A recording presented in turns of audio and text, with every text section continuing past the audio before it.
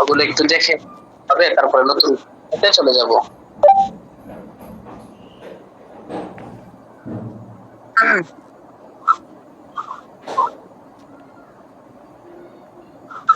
পূর্বের পেজগুলো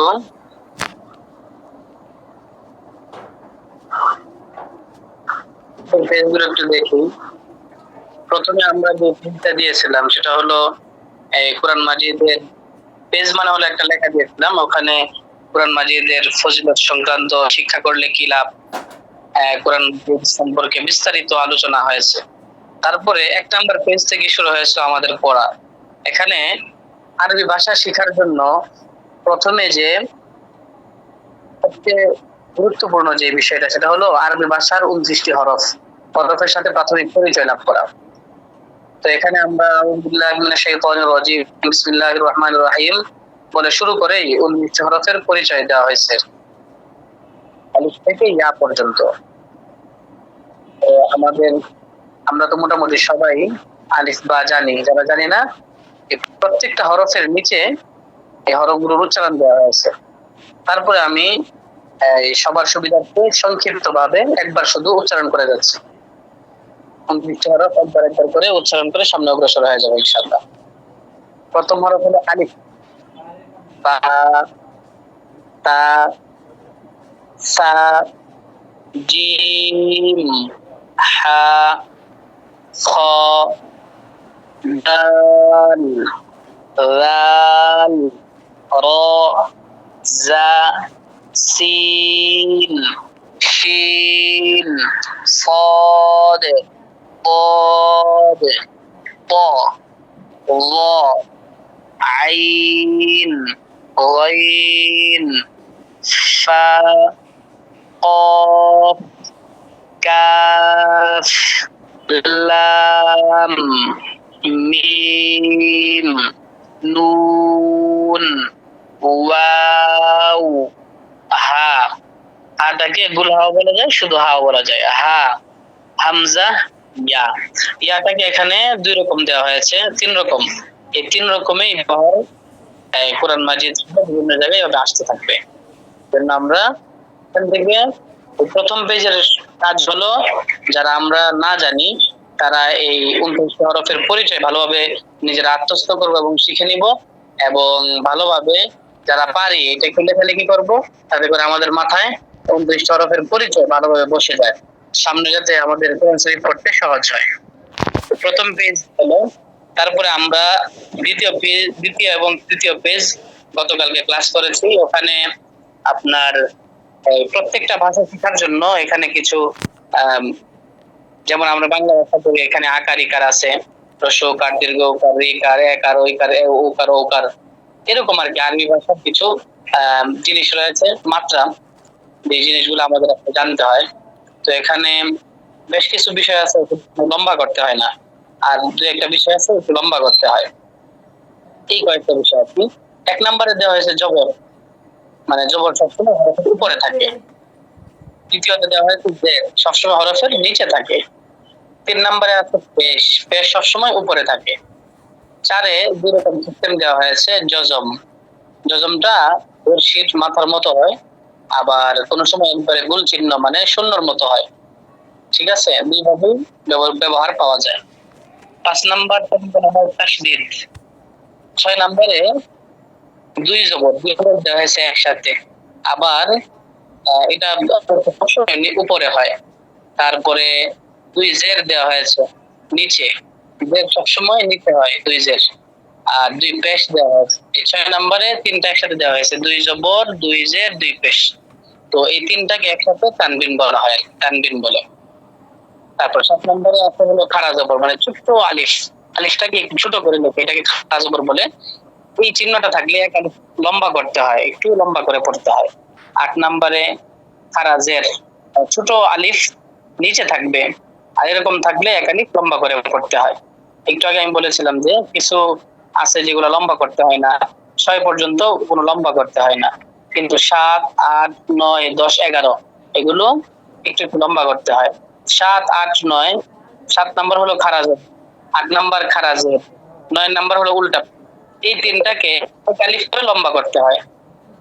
প্রত্যেকটার কথা ওই লম্বা করে লিখে দেওয়া আছে, প্রত্যেকটার সাথে সাথে তার পরিচয়টা লিখে দেওয়া আছে। আমরা যারা পূর্বে পড়তে পারি না, একটু পড়ে নিলে ইনশাল্লাহ এখানে দেখতে পাবো। তারপরে ১০ নম্বরে আছে হলো চিকন চিহ্ন, চিকন বাঁকা চিহ্ন। এটাকে আমরা সহজেই বাঁকা চিহ্ন বলতে পারি, যে চিকন বাঁকা চিহ্ন। এরকম একটা চিহ্ন যদি আসে আমাদের পড়ার মাঝে, তখন আমাদের ৩ আলিফ লম্বা করতে হবে। ১১ নম্বরে আছে আপনার মোটা চিহ্ন। কোরআন মাজিদের মধ্যে আমরা যখন দেখবো, এটাকে মোটা চিহ্নের মধ্যে দেখা যায় আর কি, সোজা কিন্তু চিহ্নটা মোটা থাকবে। যেমন এই যে আমরা আলিফ লাম মিম প্রথমে কোরআন শরীফ উল্টালে যে দেখতে পাই, এখানে আমরা আলিফ আলিফ বলে লাম মিম কে ৪ আলিফ করে লম্বা করি, মোটা চিহ্নটা থাকার কারণে। তো ১১ নম্বরে যে চিহ্নটা আছে এটাকে আমরা এক কথায় মোটা চিহ্ন বলবো। আর ১০ নম্বরে যে চিহ্নটা আছে বাঁকা, এটাকে আমরা চিকন চিহ্ন বলবো। তাহলে চিকন চিহ্নটাতে ৩ আলিফ লম্বা করতে হয়, আর ১১ নম্বরে যে মোটা চিহ্নটা আছে এখানে ৪ আলিফ লম্বা করতে হয়। ঠিক আছে? তো এই পর্যন্ত হলো মাত্রার পরিচয়। তারপরে ১২ নম্বরে এখানে ওয়াও আলিফ ইয়া, এই যদি জবরের বাম পাশে শুধু আলিফ থাকে, কোনো কিছু না থাকে, জবর জের পেশ আলিফের উপরে কোনো কিছু না থাকলে, জবরের বামে শুধু একটা আলিফ থাকলে, তখন এক আলিফ লম্বা করতে হয়। পেশের বাম পাশে শুধু ওয়াও থাকলে, পেশ থাকবে এবং তার বাম পাশে ওয়াও থাকবে, তো এই অবস্থাতে এক আলিফ লম্বা করতে হয়। জের থাকবে, জেরের বাম পাশে ইয়া থাকবে, তো এই অবস্থাতে এক আলিফ লম্বা করতে হয়। যেমন একসাথে দেখেন, আমরা একটা উদাহরণ দিয়েছিলাম, ১২র নিচে বরাবর স্টার মার্ক করে একটা উদাহরণ দেওয়া আছে এখানে। নুন ওয়াও পেশ নু, হা ইয়া জের হি, হা আলিফ জবর হা। তো এখানে আমরা যদি দেখি, আমি যে কথাগুলো বললাম, এখানে পেশের বাম পাশে জজম বলা ওয়াও আছে, তো এরকম ওয়াও থাকলে একাধিক লম্বা করতে হয়। আমরা পড়বো এটা এভাবে, নু, তারপরে এর বাম পাশে জজম বিশিষ্ট একটি ইয়া আছে, এখানেও একাধিক লম্বা করতে হয়।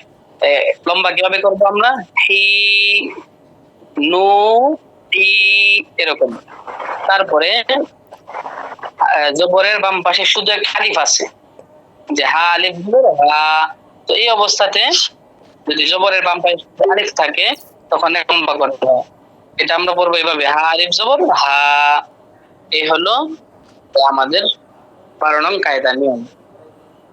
তো এগুলা এই ১২, ১৩, ১৪, ১৫ এই ৩টা বিষয়, পূর্বের যতগুলো বিষয় আছে আমাদের কোর্সের সামনে এমন ভাবে উপস্থাপন করা হবে, তো আমাদের এগুলা মুখস্থ না করলে হবে, শুধুমাত্র যদি আমরা এই চিহ্নগুলো একটু চিনে নেই, আর যতগুলো মনে রাখতে পারি মনে রাখলাম, সামনে এমন ভাবে আসবে ইনশাল্লাহ আমাদের পড়ার মধ্যে এগুলো আত্মস্থ হয়ে যাবে। ঠিক আছে ইনশাল্লাহ, চিন্তার কোনো কারণ নাই। তো ১৩ নম্বরে ২ জবরের উপর থামলে এক জবরকে ফেলে দিয়ে একে লম্বা করতে হয়। যেমন, আচ্ছা উদাহরণটা যদি আমরা দেখি, তাহলে আমাদের এই নিয়মটা স্পষ্ট হয়ে যাবে। এখানে উদাহরণের মধ্যে লেখা আছে, জুম করে আমরা দেখে নেই। আবাদান, হামজা জবর আবা জবর বা আবা, দাল আলিফ ২ জবর দান, আবাদান। এটা হলো একটা আয়াতের ২৯ পারা ৩০ পারা ৩০ পারার একটা আয়াতের শেষ অংশ, যেখানে থামতে হয়।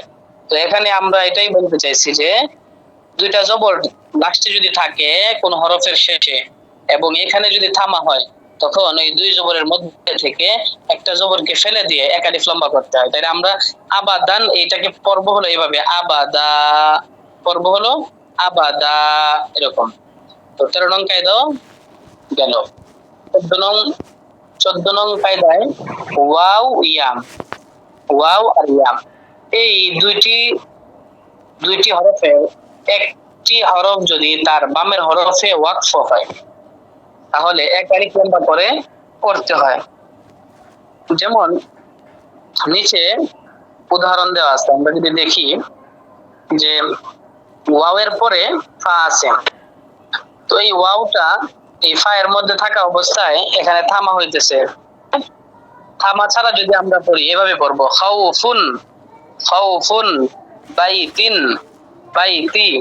কিন্তু আমরা যদি এখানে থামি নিয়ম অনুযায়ী, তাহলে এক আলিফ এভাবে লম্বা করব, খাউফ, বাইত। আমরা তো অনেকে ইলাফি কুরাইশ জানি, এই ইলাফি কুরাইশের মধ্যে এই কায়দা আছে।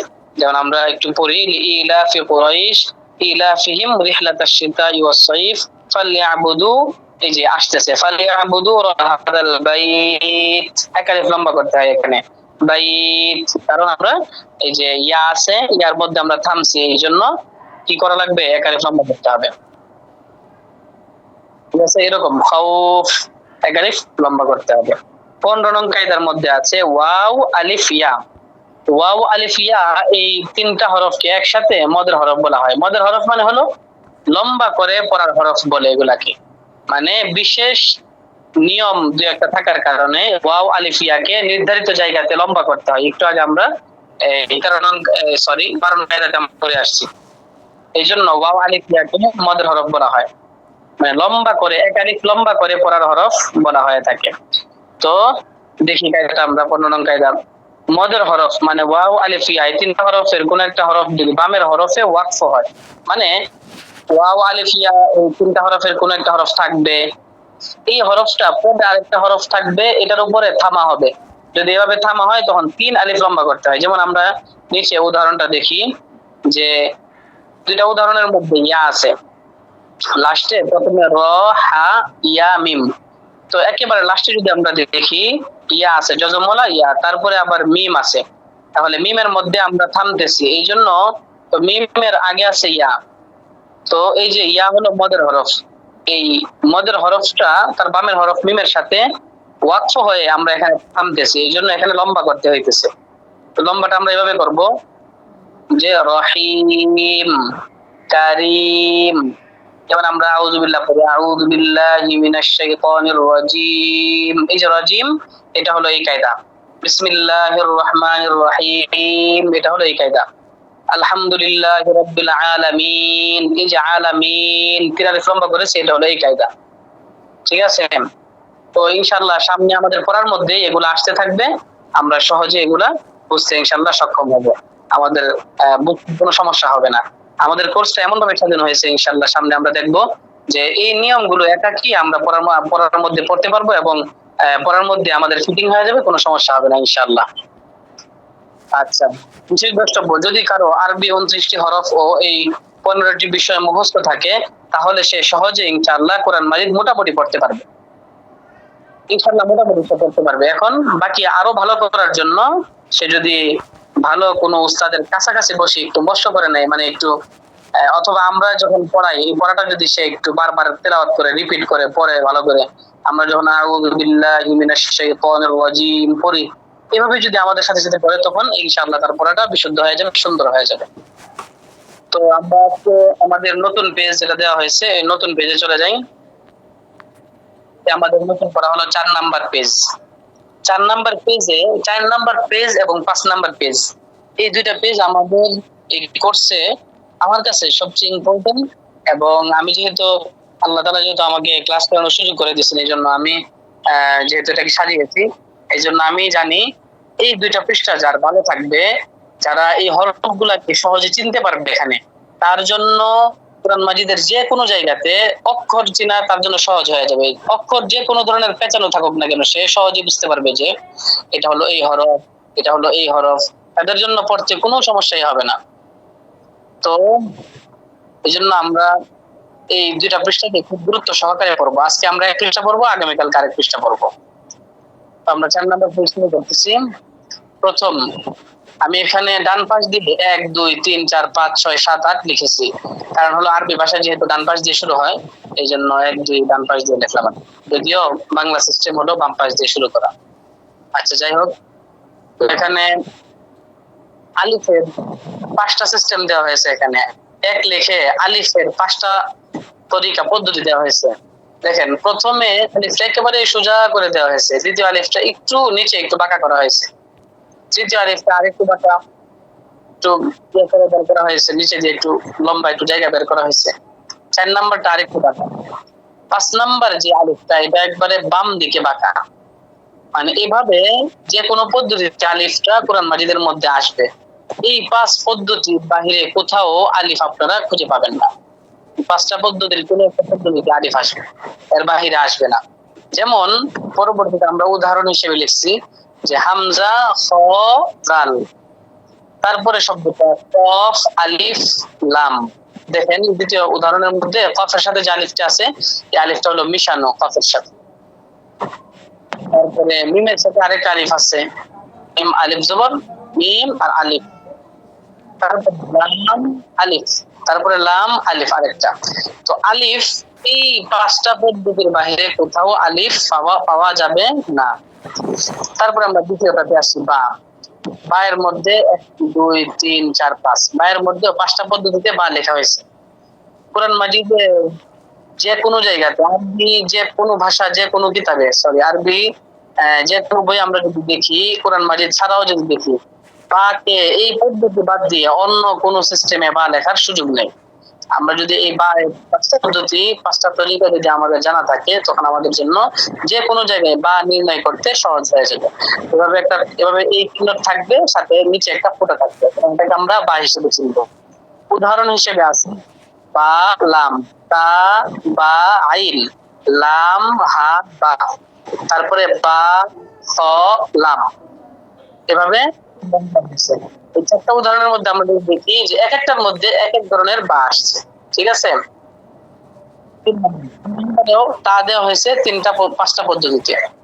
এই পাঁচটা পদ্ধতি দেওয়া হয়েছে, এই পাঁচটা পদ্ধতি চারটা উদাহরণ দেওয়া হয়েছে। পরে দেখেন সুজাই একেবারে, তা র কাফ, কফ র, তা তা, তা জিম আইন লাম। এভাবে তুমি 3 নম্বরে তাই যে পাঁচটা পদ্ধতি আছে লেখার, এই 5 পদ্ধতির উদাহরণগুলো দেওয়া হয়েছে, যেভাবে এখন কোরআন মাজিদে এর বাহিরে কোথাও আসবে না।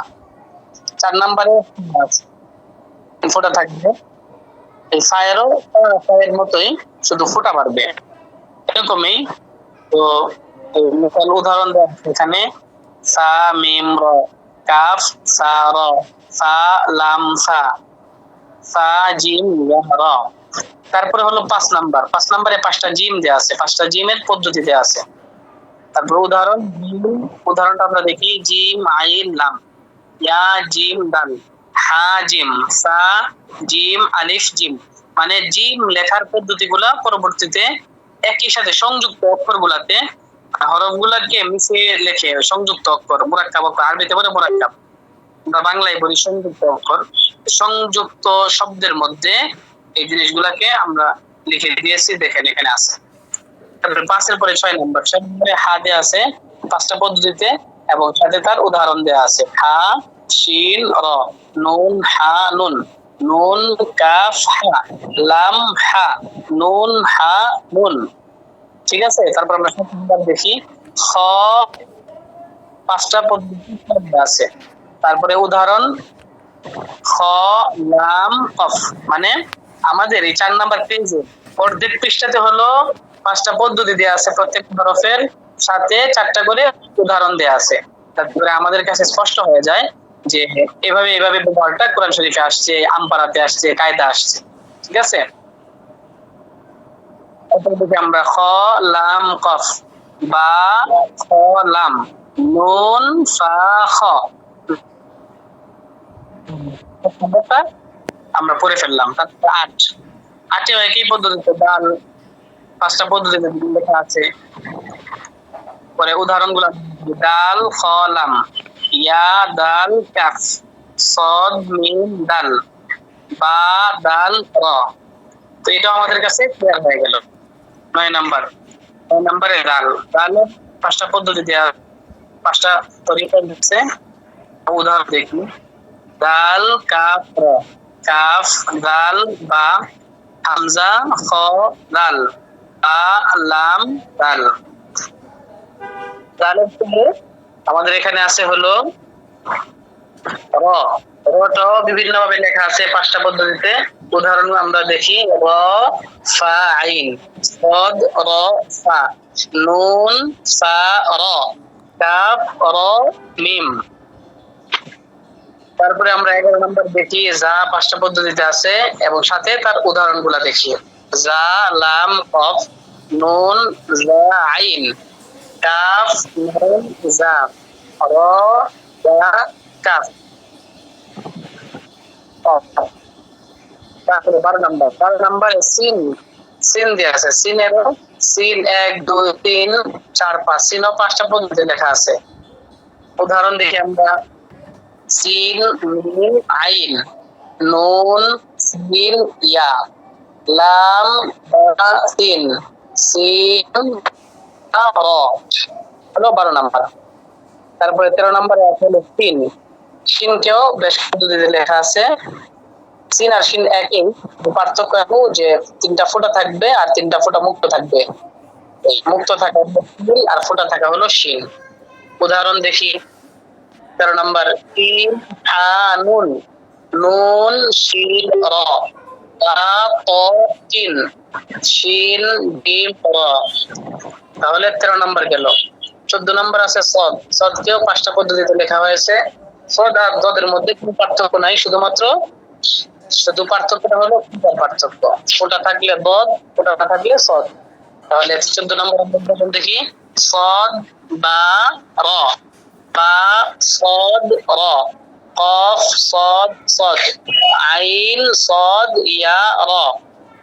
তারপরে 15 নম্বরে আছে দদ, 5 প্রকার, 5টা পদ্ধতিতে লেখা আছে।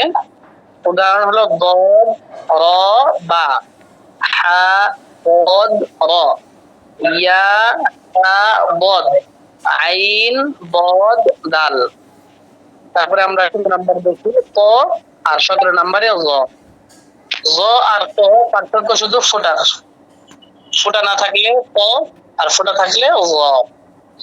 16 নম্বরের উদাহরণটা আমরা দেখে নিই, ক ইয়া র, শিন ক ত, হা বা ক, হা ত ইয়া মিম। 17 নম্বর উদাহরণ দেখি আমরা, ল লাম মিম, নুন র, হা তা ব, নুন মিম। এই ছিল হলো আমাদের আজকের পড়া আর কি। তো যদি আমরা আমাদের কাজ কি আগামীকাল, যারা আমরা গুরুত্ব সহকারে পড়তে চাই এবং আসলে তো কোর্স করতেছি তার জন্যই, এই জন্য আমরা একটু কষ্ট করবো, দিনে বসে এটা ভালো করে আত্মস্থ করবো, দেখবো ভালো করে যে অপরটা কিভাবে লেখা হয়েছে। যাদের সময় আছে আমরা সময় বের করি, যাদের সময় নাই সময় বের করি, যাদের সময় আছে তারা সময় কাজে লাগাই, একটু বেশি বেশি করে লেখার চেষ্টা করি। যখন আমি একটু লিখবো তখন মাথায় সহজে বসবে যে আলিফটা এভাবে লেখা যায়, বাটা এরকম এরকম হয়, তা এরকম হয়, জিম এরকম হয়। যখন আমরা এভাবে লিখবো তখন আমাদের মাথায় বসে যাবে। তো আমাদের ফায়দা হবে, যখন আমরা কোরআন শরীফ পড়বো তখন আমরা সহজেই এই শব্দের পরিচয়টা উন্নত করতে সক্ষম হব। মানে এখানে এই যে এটা হলো জিম, এটা হলো খ, যত পেশায় লেখা থাকুক না কেন এর বাহির আপনারা পাবেন না। যখন এই 4 নম্বর 5 নম্বর পেজ যাদের আত্মস্থ হয়ে যাবে, সে সহজেই শব্দ মুরাক্কাব শব্দ মানে সংযুক্ত যত শব্দ আছে নির্ণয় করতে পারবে যে এটা হলো এই হরফ। এখন সংযুক্ত যে ব্যক্তির কাছে স্পষ্ট থাকবে, তার জন্য যদি জবর জের পেশ এই কয়েকটা যদি পরিষ্কার থাকে তখন তো এমনিতেই পড়তে পারবে। আর যেখানে একাধিক লম্বা, এগুলো তো আমি ইতিপূর্বে বলে আসছি, খারা জবর থাকলে একা লিখতে হয়, তারপরে চিকন চিহ্ন থাকলে আলিফ, মোটা চিহ্ন থাকলে 4 আলিফ, এটা তো নরমাল বিষয়। এই 3-4টা বিষয় মনে রাখলে সে পড়তে পারবে ইনশাআল্লাহ। এই জন্য আমরা আগামীকালকে আমাদের কাজ হবে যারা পারি, যারা সময় নেই তারা একটু সময় বের করে নিয়ে কষ্ট করে, যাদের সময় আছে তারা একটু লেখালেখি করি আর একটু সময় দিয়ে পড়ি। তখন আমাদের এই যে এই কোর্স করানো সার্থক হবে, কোরআন মাজিদ পড়তে পারবো সহজে, আমাদের জন্য অনেক বেশি সহজ হয়ে যাবে। আল্লাহ তাআলা আমাদেরকে আমল করার তৌফিক দান করেন ইনশাআল্লাহ। আমরা যারা কোর্স করতেছি তারা তো করতেছি, আর যারা যারা করতেছি না, আমরা যারা পারি তাদেরকে একটু উদ্বুদ্ধ করি যে তারা এই কোর্সে অংশগ্রহণ করে। আল্লাহ তাআলা আমাদেরকে আমল করার তৌফিক দান করেন, আমিন। সুবহানাল্লাহি ওয়া বিহামদিহি, সুবহানাল্লাহ।